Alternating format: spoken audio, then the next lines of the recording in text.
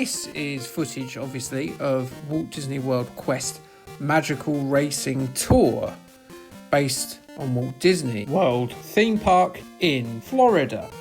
Whereas this... So yes, I'm here in Disneyland Paris because I can afford Disney World, but we are talking about the Disney World Quest racing adventure, or whatever it's called. So yes, Disney World, as in the Disney park that's not at all featured in my B-roll. Disney World was the second Disney park following the Anaheim Disneyland that was opened in 1955. It was developed by Walt Disney himself during the 1960s, with the aim of presenting it as a distinct vision of its own, with a much larger plot on which to build. This enabled Walt Disney World the ability to expand much further in the future than was possible at Disneyland in Anaheim. One of Walt's main plans was for a park known as the Experimental Prototype Community of Tomorrow, or EPCOT for short, which made it to the final park. It's that bloody big golf ball, isn't it? One thing that didn't make it as far as the final park was Walt himself, who died a full 5 years before the first of its 4 parks were completed, which opened in 1971. His older brother Roy came out of his retirement to make sure that Walt's vision was seen to its completion. Here are a few random facts about Disney World. As of 2025, the site has continued to grow, with the property now covering 44 square miles. An example of just how big that is: Manhattan in New York City is just 22 square miles. Up until 2022, it had its own self-governing status within Florida itself, which came to an end when Florida Governor Ron DeSantis signed into law that it was to come under the legal jurisdiction of Florida. It is the most popular amusement park in the world, with 17.72 million people attending in 2023. Oh, and Walt Disney World has a twin town in Britain. Not Alton Towers, Thorpe Park, Chesington, or Peppa Pig World, or Legoland. No, nothing like that. Swindon. Yes, slightly less family entertainment than Orlando, I think. Walt Disney World Quest Magical Racing Tour was developed for 4 formats in the year 2000. Won't it be strange when we're all fully grown? It's a pulp reference. The 4 formats were the PlayStation, the Dreamcast, PC, and a stripped-down version for the Game Boy Color. I'm concentrating on the PlayStation 1 version today, if you don't mind, because I'm on holiday and fancy less work. It was published by the then British software powerhouse Eidos Interactive in Europe, with Disney Interactive handling distribution duties in North America. Familiar to Eidos coding pals, Crystal Dynamics coded the title, which, as you can no doubt see, is a Mario Kart-inspired effort.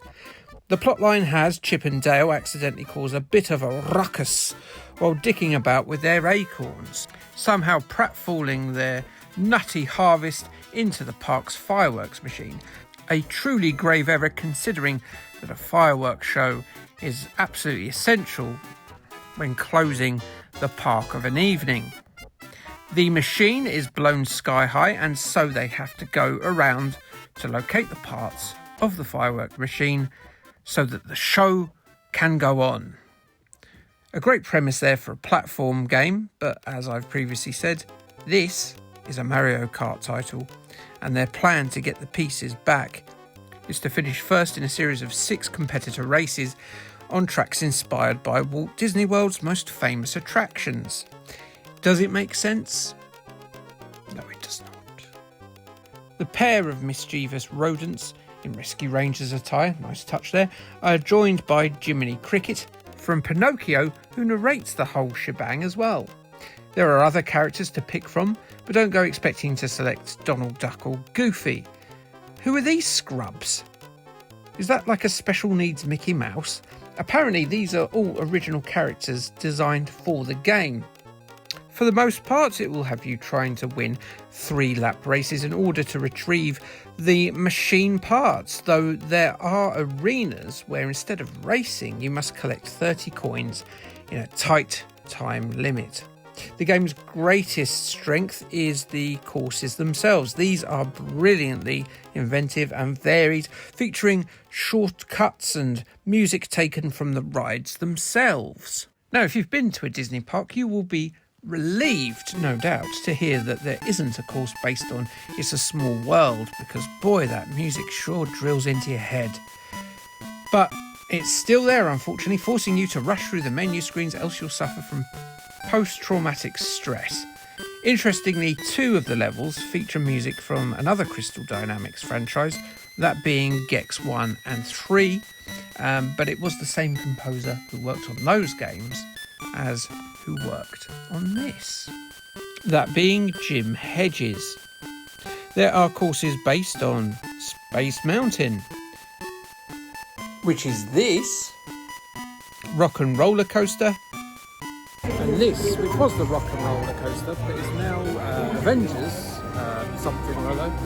I guess like more people know about Tony Stark than they do Steve Tyler. I don't know, but yeah, it's more popular, isn't it? So yeah. The Haunted Mansion, which is that one there, spooky. The Tower of Terror, which is this one. Tomorrowland Cars, which is this one. Vroom Vroom. Yes. Pirates of the Caribbean. This one, right here. This is one of the better ones. And Big Thunder Mountain, which is this one, which is also, at the moment, closed. Doing some building work, I think. Also, one is based on the film Dinosaur. Do you remember Dinosaur? No, no one does. All of these are extremely well designed, and I doff my Mickey Mouse ears to the guys at Crystal Dynamics. These tracks wouldn't be out of place in a later Mario Kart title. Another neat touch is that the karts often change to resemble the karts from the rides themselves. Everything is graphically sharp for a PlayStation 1 title, though the ambition of these creative tracks can sometimes cause a few frame rate issues here and there. But all in all, very, very good. But there are only 13 courses. That's not very many, is it? I mean, that'll probably affect the length of the game, unless they do something silly like make the enemies absolute bastards. I mean, they wouldn't do that, would they? Not for a game for hyper children jonesying for a return to the magic kingdom of Disney. I mean, they wouldn't, would they? Would they? Yes, they would. This game is savage at times. If it thinks you're cruising along a bit too far in front, being all smug Mr. Happy Trousers, then it'll hold your testicle skin to the fireplace of pain and make that scrotum boil off of its groinal moorings. Acorn after acorn will hit you, spells to turn you into a slow-ass frog will be cast, dizzifying spinning cups will replace your vehicle for a short period, and it always seems to happen on the 3rd lap. It'll make you its little bitch and you will cry. Now eventually you will get past the sinister machinations of these bastardly opponents, but by Lord you'll be a cussin'.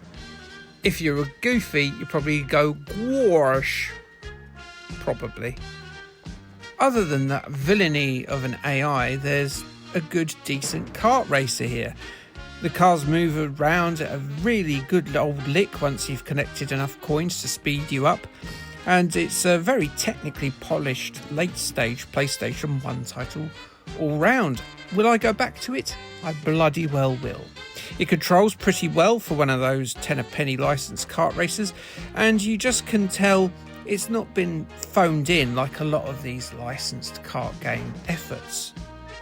It's just a shame that it's so short, because it's a small world after all.